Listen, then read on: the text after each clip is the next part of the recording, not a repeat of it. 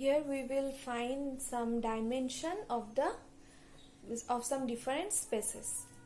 So first example is find the dimension of the subspace S of R to the power 4 where S is equals to this x, y, z, comma w belongs to R to the power 4 such that x plus y plus z plus w equal to 0. Now whenever such type of examples comes, like check there is a relation between the components of the elements. The element is x, y, z, w. The components are x, y, z and w. There is a relation between the components. Then our work just is to replace as many as possible components by another components. So from here, if we consider this relation, that is x plus y plus z plus w, now we can get the value of any one of the component by the other components. That is, suppose we are trying to find the value of w. So w equals minus x minus y minus z, right? So we can replace this w by this condition, minus x minus y minus z. That is, whenever x comma y comma z comma w belongs to the given set S, we can write this element as x, y, z, and instead of w we are writing minus x minus y minus z. Now taking common x, for the first component it would be 1, from the second component 0, third component 0, fourth component minus 1, plus y into 0, 1, 0, minus 1 plus z into 1, the first component should be 0, then from the second component it should be 0, third component 1 and the fourth one is minus 1. Now what is x, y and z? X, y, z belongs to R because the given set S is a subset of R to the power 4. That means all of this belongs to our R, which is our field also. That means we can treat this x, y, z as some constant C1, C2, C3, right? That means what can we say from this expression? If we treat these three as constant, that means this is the linear combination of these three vectors, right?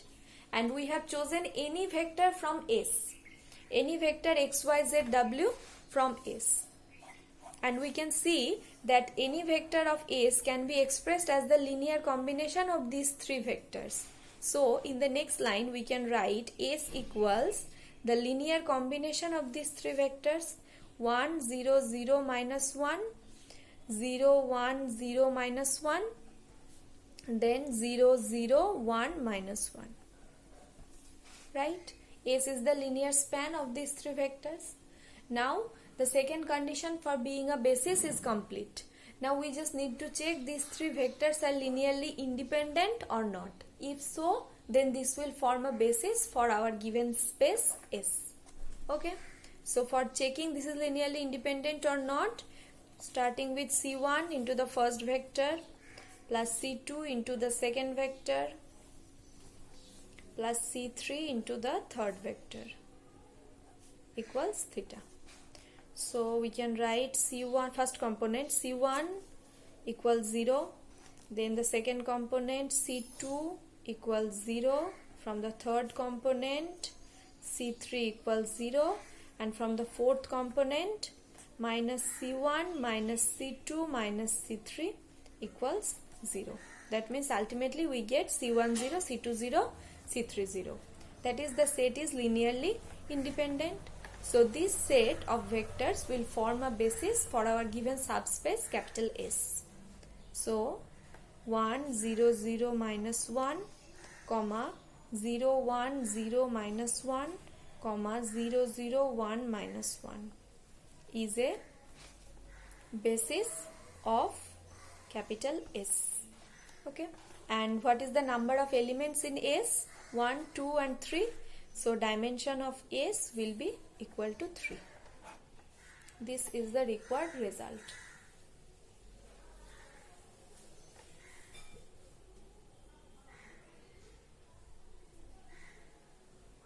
Okay. Okay, so this is how we find the dimension or a basis for the space where the space is given, where the elements of the space is given like there is a relation between the components of the elements. Then we apply this procedure. We just use that relation to reduce the number of components. That's it. Next example, the similar example we are considering for the next part. Write down, find the dimension of the subspace. Find the dimension of the subspace S of R cube, defined by number 1, S equals xyz belongs to R cube, xyz belongs to R cube such that 2x plus y minus z equals 0. And number 2, S equals xyz belongs to R cube such that x plus 2y equals z, comma 2x plus 3z equals y.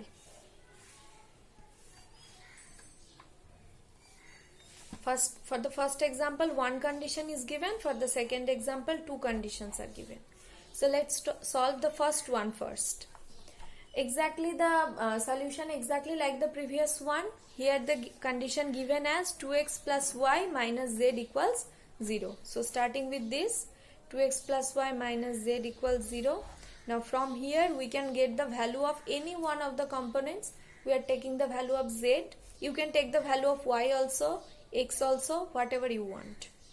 So z equals 2x plus y. That means whenever we take any element xyz belongs to S, we can write it as x comma y. Then instead of z we are putting 2x plus y. Now taking common x, from the first component it will be 1, from the second component 0, third component 2, plus y into 0, 1, 1, where x comma y belongs to R, which is our required field F. That means we can treat them as constants. So whenever we take any element xyz belongs to the given subspace S, we get that the element can be represented as the linear combination of these two vectors. So from here we can write S equals linear span of this. Now we need to prove that these two vectors are linearly independent. Then our result will be done. You know how to do that. This remaining part will be your homework, okay? Just to get that 1, 0, 2 and 0, 1, 1 is linearly independent. Prove it by yourself. Then after proving that, we can claim that this set 1, 0, 2 and 0, 1, 1 is a basis of S. Now then what will be the dimension? The number of element of the basis. There are total 2 elements, so dimension will be equal to 2. Okay. Next, moving to the second example. What was the second example? There are 2 conditions are given. For the next example, for the second part of this example, 2 conditions are given. First one is x plus 2y equal to z, that is we can write it x plus 2y minus z equals 0, and for the second one is 2x minus y plus 3z equals 0. Now we get 2 equations in 3 unknowns. What we do in this type of problems, we apply cross multiplication. So we are doing it here, x by y by z by. So get the value. First one will be, the first denominator will be 3 into 2, 6 minus 1. Then for y it will be minus 2 minus 3. Then for z it will be minus 1 minus 4.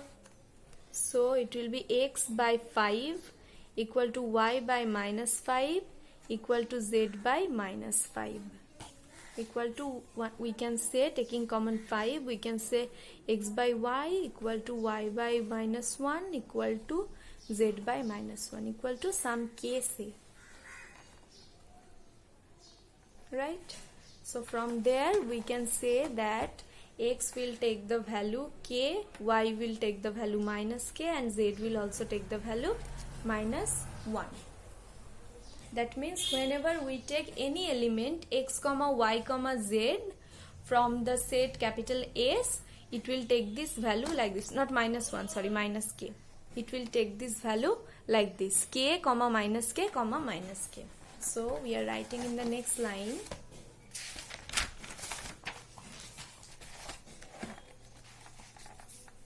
when x, y, z belongs to S, we can write minus k, this equals, we can write, sorry, plus k, was it? Yes, plus k comma minus k comma minus k. That is, if you take common k, this will become 1 minus 1 minus 1. That is any element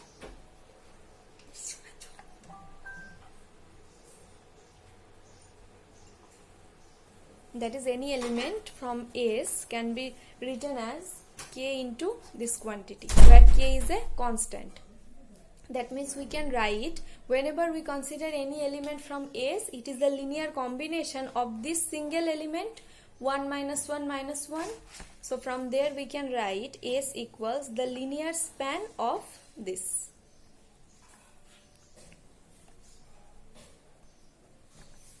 Right? Now this is a single element, obviously this is linearly independent.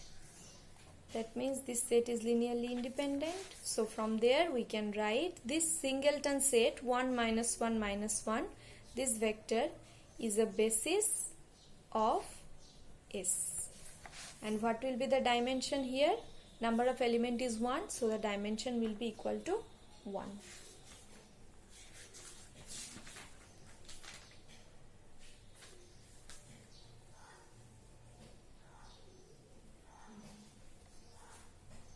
This is how we solve the example when the two conditions are given. Just apply cross multiplication, then apply this remaining procedure. Next, moving to another example. Find a basis and a dimension for the following subspaces of the vector space R2 by 2. So find basis and dimension for the following subspaces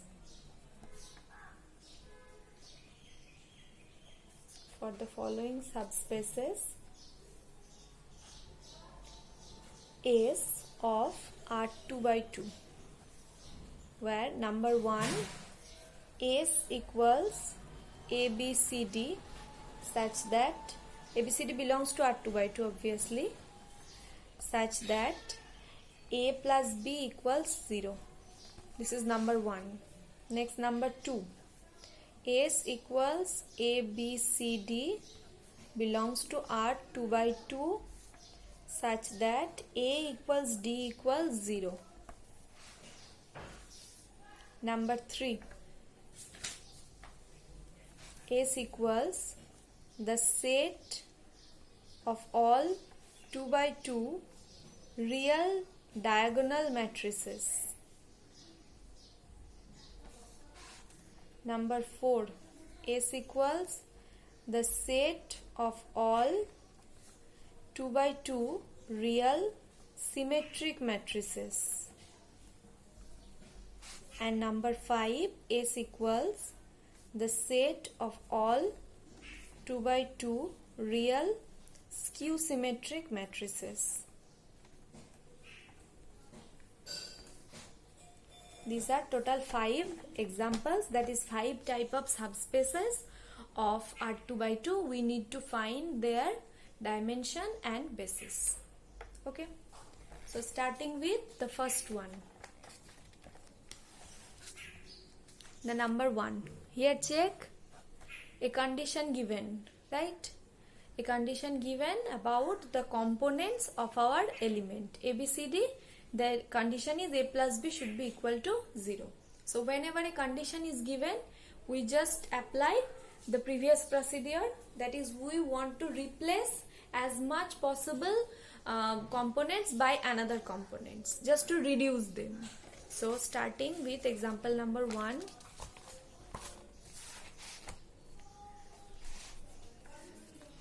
Solution of example 1. A plus b equal to 0. So from here we can write b equals minus a, right? So whenever we will take any matrix from our given set capital S, this can be written as a minus a c comma d. Now we can write it as a into, from the first component 1, from the second component minus 1, 0 0, plus, there is no b, so no need to take b. Next, considering c, so 0 0 1 0. Then considering d, it will be 0 0 0 1. Now what is a, what is c, and what is d? They are all the element of a matrix, of a real matrix. That means they all belongs to R, which is our required field capital F. That means we can treat these three as constant. So whenever we take any element or any matrix ABCD belongs to the given set capital S, this can be represented as a linear combination of these three matrices, right? So S can be written as the linear span of these three matrices.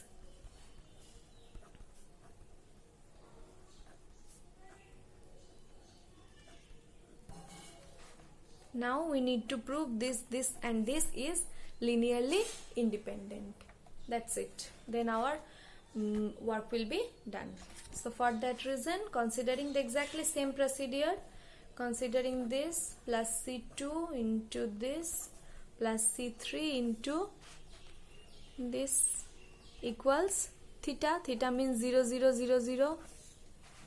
Then from the first component C1 equals 0, from the second component minus C2 0, from the third component C2 0, from the fourth component C3 0. That is ultimately C1, C2, C3 all are 0. So the set is linearly independent. That means this set is a basis of S. Is a basis of S. So what will be the dimension of S? It is 3 because the basis contains 3 elements. So the dimension of S equals 3. Okay. Next example number 2.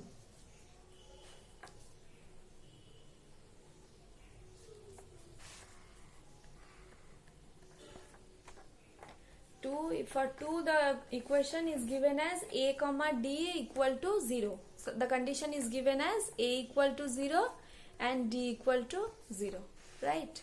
So for ABCD, any element ABCD taken from S, we can write it as 0 b c 0. Then we are writing it as b into 0, the second component will be 1 0 0, plus c into 0 0 1 0. So what will be our required set? S equal to the linear combination of 0 1 0 0 comma 0 0 1 0. Now prove that this is linearly independent.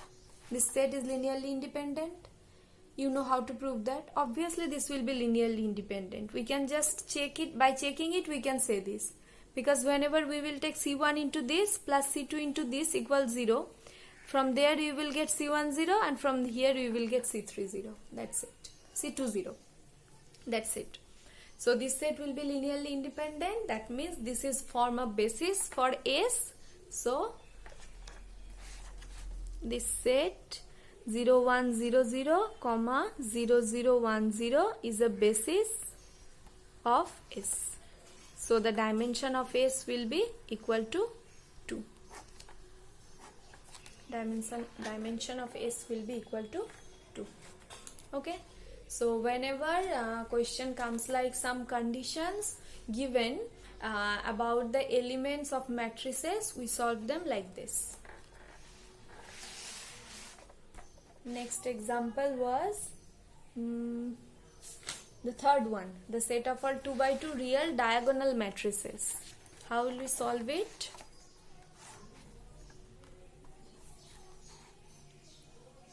That means the elements will look like, from the set S, the elements will look like A1, A2. All the remaining are 0, right? Where A1, A2 belongs to R. This is the set. So what will be its basis? Think a little bit how to get its basis.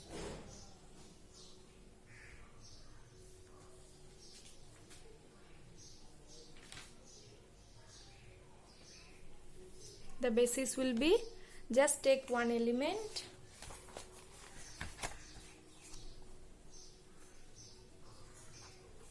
we can write it as A1 into 1 0 0 0 plus A2 into 0 0 0 1. So 1 0 0 0 and 0 0 0 1.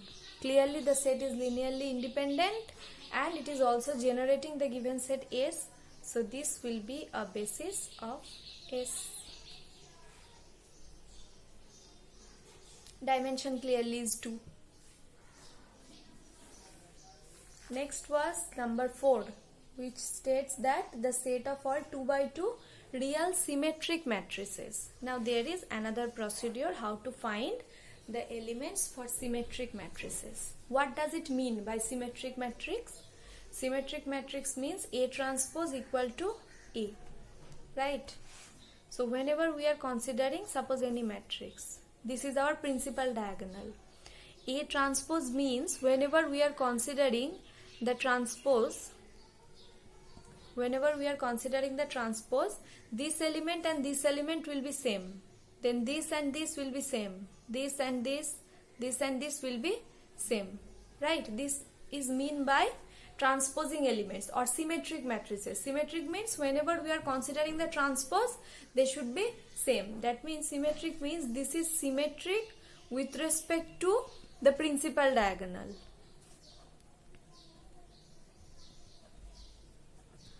Symmetric matrix means the matrix is symmetric with respect to the principal diagonal. That is, whenever we are trying to find any set of elements, if we get any set of elements, then we can easily get this set of elements, right?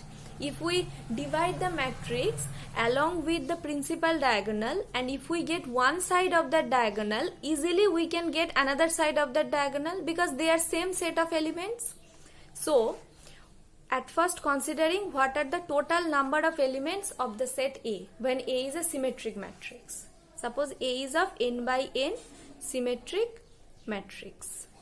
That means there is total n square element in A. Now what are the elements in the principal diagonal?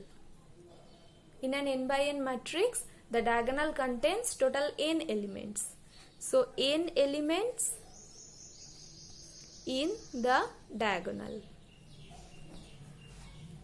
That means n square minus n, they are not diagonal elements, right? That is, these n square minus n elements are, some are here and some are here. Obviously, as this is, we are considering principal diagonal, there in the both sides there should be same number of elements, that and they are in total n square minus n. So n square minus n by 2 number of elements will be here, and here it will be n square minus n by 2 number of elements, right? So in one side of the diagonal there are n square minus n by 2 elements in each side. In each side of the diagonals there are n square minus n by 2 elements. So if we can know this n square minus n by 2 elements, then obviously we will get to know the other n square minus n by 2 elements because they are same. So we can easily replace them just by taking the elements one together. So we need to know total n square minus n by 2 elements. And we also don't know about the diagonal elements. So there are also unknown quantity as n diagonal elements. So the total unknown quantity is here. Total unknown quantity is here, n square minus n by 2 plus all that diagonal elements. That means if you compute this, this will become, so n square plus n by 2. That means these are the total unknown quantity. These are the parameters we need to know to get a symmetric matrix. That means this will be the dimension of the set of n by n symmetric matrices. Not set, we can say space. This will form a vector space. So the space of n by n symmetric matrices, its dimension is n square plus n by 2. Now in the question, in our question it is given 2 by 2. Just put n equals 2, you will get the result. Okay. This result is for general n by n symmetric matrix. So its dimension will be n square plus n by whole divided by 2. And the next example, example number 5. Here the set is real skew symmetric matrix. It's exactly by applying same procedure you can get. Just there is it will be a little bit different. How? Because for a skew symmetric matrix, what is the condition? The condition is A transpose equals to minus A, right? That means if this is our skew symmetric matrix, this is our principal diagonal. What are the elements here? They are just minus of this element, right? So if we can know somehow, if we can find these elements, we can easily get these elements just by putting minus 1 on that element. That's it.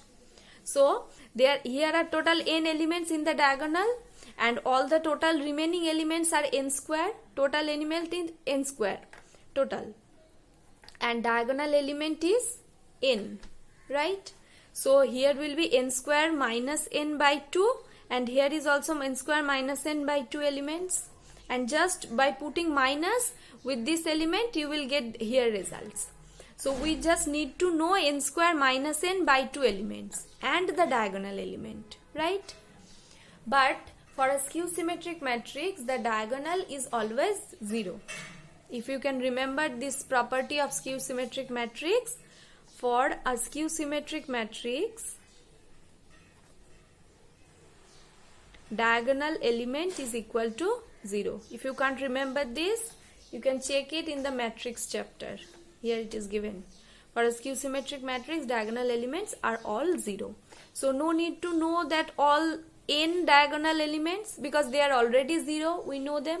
So the whole unknown quantity here is this quantity, n square minus n whole divided by 2. That means these are the parameters. So for the set of n by n skew symmetric matrix, for n by n skew symmetric matrix, the dimension equals n square minus n by 2. Okay.